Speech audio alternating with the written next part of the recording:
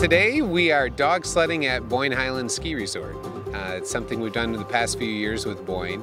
It's a great symbiotic relationship in the fact I own Alaskan huskies, about 100 Alaskan huskies, who love to get out and visit with people and run, and Boyne Highlands here has the land to do it. And really, we brought this in last season, and the goal of this was really to kind of bring some adventure, bring something new for, couples, families coming to the resort to enhance their experience. Here at the Highlands, we offer 20-minute and 1-hour rides, and our sleds hold 2 adults or an adult and a couple small children. We have the slopes, and we have tubing and cross country and great things like that, but just again offering something else that people can come up and say, hey, I went dog sledding at Boyne Highlands.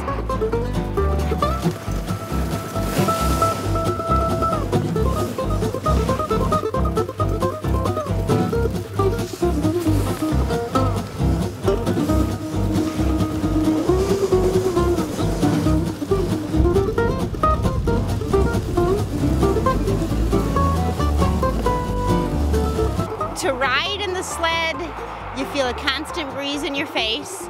It's a thrilling ride because you're really close to the ground, and it feels like you're going 1,000 miles an hour, and you go over some nice little moguls and hills. The dog sled rides depart from the slope side and then take you through a really scenic path. You go through some open field areas, some wooded terrain, so it's just a really gorgeous route, and it's specifically tracked just for the dog sledding, so you don't run into any cross-country skiers or snowshoers out there as well. It was fun. It was just really relaxing. It was fun to see the scenery and just kind of relax in the snow and watch the dogs. It was fun. The Boyne Highlands Ski Resort is something we do on the weekends, but while we're doing this, we also have dogs, about 70 dogs back at our kennel, who are operating an overnight touring business where our guides will take people out and teach them how to drive a dog team and winter camp with them in a nice heated tent.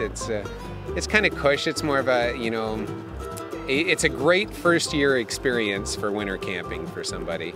And all of those trips are geared for true beginners. Some of the age ranges vary for what trip is appropriate for what age of children, but they're geared for anybody who wants to give dog sledding a try. And that's our main business. We also do it during the week.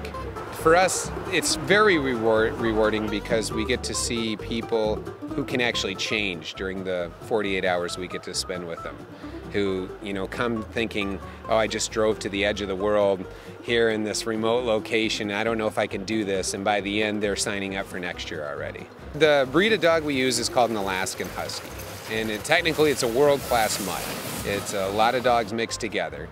And usually what the movies will show are Siberian Huskies, which are fascinatingly beautiful, but a totally different dog than the Alaskan. The Alaskan, not quite as beautiful, but generally tends to be quite a bit healthier, and in the case of our racing, quite a bit faster. And also the temperament of the Alaskan Husky. They tend to love children. Any of my 100 dogs, I would trust any kid to walk right up to and pet, and without a concern at all about aggression. Well, the booties here, the main reason we use them is it helps keep their feet healthy, which keeps the speeds up because this is our main Iditarod race team. These are the big boys. This is Uper. He's run 3 Iditarods already for me.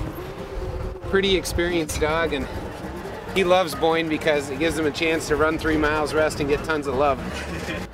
Badger, one of my main lead dogs for a number of years. He's 11 now. He's still running in harness. It's just that healthy Alaskan Husky, and yeah, he'll run hopefully forever. I want to be with him forever. And then Cupid, who's actually only 1 year old. He's just a fantastic young athlete, but the brain's got to catch up to him yet. We have a great crew to help us. There's 7 of us back at the kennel that manage the dogs. The most anybody works with at all is 16 dogs. And our main crew actually consists of 25. We left 5 back at home. And then Mariah and I, who's out on the sled, work with just those dogs. And we'll run races like the Upper Peninsula 200, the John Bear Grease in Minnesota, just preparing for the Iditarod.